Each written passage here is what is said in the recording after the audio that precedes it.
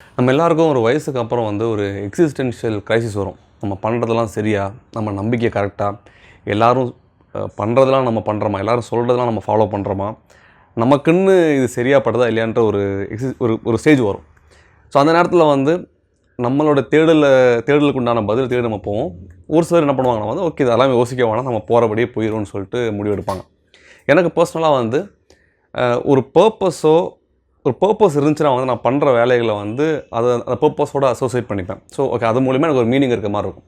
But நிறைய நேரங்கள் அப்படி அமையாது. நம்ம பண்ணுற வேலை எல்லாமே வந்து அதுக்கு ஒரு மீனிங் இருக்குமானா நிறைய நேரங்களில் அது ஒரு பெரிய மீனிங்கே இருக்காது. ஸோ அப்போ வந்து என்னடா ஒரு அர்த்தமே இல்லாமல் வேலை பண்ணிட்டுருக்கோம்ன்ற மாதிரி ஒரு கேள்வி இருந்துகிட்டே இருக்கும்.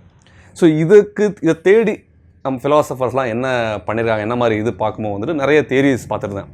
Existentialism, absurdism.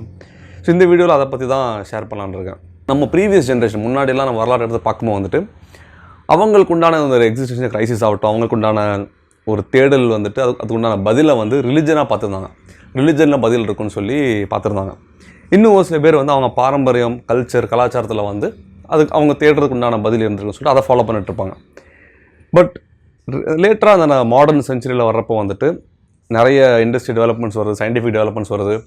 இப்போ இதெல்லாம் பார்க்குறப்ப வந்துட்டு அந்த டைமில் வர எக்ஸிஸ்டென்ஷியல் கிரைசிஸுக்கு வந்துட்டு முதல்ல அந்த ஃபாதர் ஆஃப் எக்ஸிஸ்டென்ஷியலிசம் அவர் எப்படி இந்த எக்ஸிஸ்டென்ஷியல், அதாவது ஒரு பாயிண்டில் வந்து எனக்கு ஒரு கேள்வி வருது, என்ன நான் பண்ணுறதுக்குண்டான அர்த்தம் என்ன அப்படின்னு சொல்லி பார்க்குறப்ப வந்துட்டு மத கோட்பாட்டை வந்து இன்னொருத்தவங்க சொல்கிறாங்க, என்னோடய அப்பா அம்மா சொல்கிறாங்கன்னு அப்படியே ஃபாலோ பண்ணாமல் எனக்கு உண்டானதை நான் தான் தேடிக்கணும், எது சரி எது தப்புன்னு சொல்லி எனக்கு எது சரி தப்பு இது அதை சொல்லிட்டு நானும் அதை ஃபாலோ பண்ண என்னோடய தேடல் நான் தான் சூஸ் பண்ணணும்னு சொல்லிட்டு இந்த ஃபாதர் ஆஃப் எக்ஸிஸ்டென்ஷியலிசம் இவர் வந்து சொல்கிறாரு.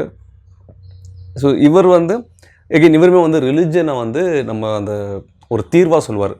எனக்கு ஒரு அன்சர்டினிட்டி இருக்குது, எனக்கு கன்ஃபியூஷன் இருக்குது அப்படின்றப்போ வந்துட்டு ரிலிஜனை ஒரு தீர்வாக சொல்லுவார். அதே மாதிரி கிளாசிக் ரைட்டர்ஸ் லியோ டால்ஸ்டாய் ஆகட்டும், அப்புறம் தஸ்தவஸ்கி, இவங்க கூட வந்து அவங்களோட புக் தீமில் வந்து அவங்க கேரக்டர்ஸ் வந்து ஒரு லைஃபோட மீனிங் என்ன, ஒரு சர்ச்சில் ஒரு தேடலில் போயிட்டே இருப்பாங்க. டுவார்ட்ஸ் வந்து ஒரு ரிலிஜனை வந்து ஒரு சொல்யூஷனாக இது பண்ணியிருப்பாங்க. அவங்களோட கிரைசிஸில் வந்து மீள்றதுக்கு வந்து ரிலிஜனை ஒரு சொல்யூஷனாக காமிச்சிருப்பாங்க. இப்படி ஒரு பக்கம் இருக்கப்போ வந்துட்டு இன்னொரு பக்கம் வந்து நீஷே, ஆல்பர்ட் கேமியூ, இவங்கெல்லாம் என்ன பண்ணுவாங்கன்னா வந்து ஃப்ரைட்ரிஷ் நீஷே நம்ம குறிப்பாக எடுத்தோம்னா வந்து அவர் வந்து ட்ரெடிஷ்னல் பிலீஃபை வந்து கேள்வி கேட்பார். ஸோ ஓகே இப்போ நம்ம வர்றப்போ வந்து ஒரு ப்ரீ டிஃபைன்ட் பர்பஸ் இருக்குது, அதாவது இதான் என்னோடய பர்பஸ், இதுக்காக தான் நான் வந்திருக்கேன் உலகத்தில். ஸோ என்னோட வாழ்க்கையை வந்து இப்படி தான் நான் செலவு பண்ணணும்னு சொல்லி இருக்கிறப்போ கடவுளே இல்லைன்ற இடத்துல வந்து அவர் வந்து ஒரு ஏத்திஸ்ட். ஃப்ரைட்ரிஷ் நீஷே வந்து ஒரு ஏத்திஸ்ட். ஸோ கடவுளே இல்லைன்னு இருக்கும்போது வந்துட்டு எனக்கு ஒரு ப்ரீ டிஃபைன்டு மேனுவலாக இப்படி தான் நான் வாழணுன்னே எதுவுமே இல்லைங்கும்போது எப்படி நான் மீனிங்கை நான் கண்டுபிடிக்கிறது அப்படிங்கும்போது வந்துட்டு அவர் என்ன சொல்லியிருப்பாருன்னா வந்து உனக்கு சரின்னு படுறது, அதாவது உனக்கு ஆத்தென்டிக்காக வாழ்கிறதாகட்டும், உனக்கு பிடிச்சதை பண்ணுறது, நீ நினைக்கிற மாதிரி வாழ்கிறது, ஸோ உன்னோட வேல்யூஸு மீனிங்கை வந்து நீ தான் உருவாக்கிக்கணும்னு சொல்லிட்டு ஃப்ரைட்ரிஷ் நீஷே சொல்லியிருப்பார். அதோட முக்கியம் சொல்லியிருப்பார். ஸோ அது மூலிமா வந்து உனக்கு ஒரு ஃப்ரீடமோ ஹாப்பினஸோ இருக்குன்ற மாதிரி சொல்லியிருப்பார். இந்த பக்கம் வந்து ஆல்பர்ட் கேமியூ பார்த்தோம்னா வந்து நீ வந்து இந்த உலகமே வந்து ஒரு மீனிங்லெஸ்ஸான உலகத்தை தான் இருக்கிறோம், அதில் வந்து நீ பதில் தேடிட்டு இருக்க முடியாது. ஸோ உனக்குண்டான பதில் வந்து like searching for a meaning in a meaningless வேர்ல்டுன்னு மாதிரி சொல்லியிருப்பார். ஸோ எப்படி உனக்கு அர்த்தம் இல்லை, நீ என்ன தான் வந்து ஒரு மீனிங் அசோசியேட் பண்ணணும் இல்லை ஒரு பர்பஸ் அசோசியேட் பண்ணணும்னு நினச்சா கூட உலகத்தில் அந்த மாதிரி எதுவுமே கிடையாது. ஸோ நீ இவென்ச்சுவலாக வந்து அதுக்கு நீ ஏமாற்றம் தான் அடைவன்ற மாதிரி அவர் சொல்லியிருப்பார். ஸோ ஒரு கதையில் மித் ஆஃப் சிசிஃபன்ற ஒரு புக், அந்த கதையில் என்ன சொல்லியிருப்பார்னா வந்து க்ரீக் மித்தாலஜி அதில் வந்து சிசிஃபஸ்ன்ற ஒரு கேரக்டர் இருக்கும். ஸோ அவர் பண்ணுற தப்புனால வந்து கடவுளால் வந்து அவர் தண்டிக்கப்படுவார். ஸோ தண்டனை எந்த மாதிரினா வந்து ஒரு மலைக்கு மேலே வந்து அந்த ஒரு பாறை இருக்கும், அந்த பாறையை வந்து எடுத்துகிட்டு போய் மேலே போய் வைக்கணும். பட் ஒரு வாட்டி அந்த பாறையை எடுத்துகிட்டு போகும்போது வந்து அந்த பாறை திரும்ப கீழே விழுந்துடும், அவரும் கீழே விழுந்துருவார், திரும்ப அவர் ஃபஸ்ட்லேருந்து ஆரம்பிக்கணும். ஸோ லைஃப் லாங் இதை அவர் பண்ணிகிட்டே இருப்பார். இதான் அவருக்கு தண்டனை. ஸோ இந்த தண்டனையை வந்து அவர் வந்து எந்த விதமான சென்ஸ் இருக்காது, எந்த விதமான லாஜிக் இல்லைன்னு சொல்லிட்டு அவர் நினச்சி அதை வருந்திட்டு இருக்கலாம். இல்லைனா வந்து அவருடைய பெர்ஸ்பெக்டிவை மாற்றுறது மூலிமா வந்து அவருக்கு உண்டான ஃப்ரீடம் கிடைக்கும்.